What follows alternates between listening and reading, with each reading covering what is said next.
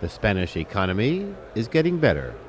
Prime Minister Mariano Rajoy tells lawmakers that Spain's economy is recovering thanks to policy choices that will not yield miraculous results in the short term, but will eventually lead to strong growth and job creation.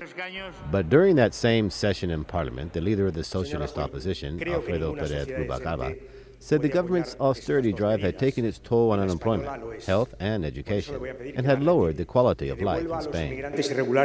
Su derecho a asistencia sanitaria y que no cobre por la farmacia hospitalaria. Que retire estas dos medidas, que son dos chapuzas, señor Rajoy, dos chapuzas crueles. He urged the Premier to reverse cruel measures such as denying free non-emergency health care to undocumented adult immigrants and charging pensioners for prescriptions. Al sufrimiento de muchos enfermos crónicos en España. Muchas gracias, señor presidente. Señor presidente. The Conservative Prime Minister did not specifically reply to those two requests, although he reiterated that all of his government's economic measures were aimed at correcting imbalances that existed when he took over from the socialists.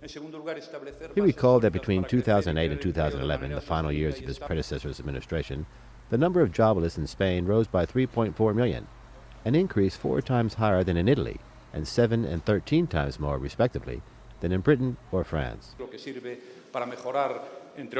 He hailed his government's achievements since December 2011, saying that Spain's economy has come out of recession and will grow 0.7% next year, and that local and regional governments and companies have access to cheaper financing because the country's risk premium is substantially lower.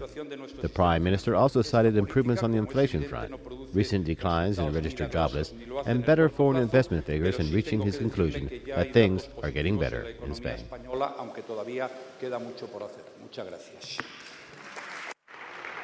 Even so, the Spanish economy remains hampered by the fallout from the collapse of the housing bubble, which left many of its banks saddled with toxic assets. The unemployment rate stood at more than 26% in the second quarter of this year.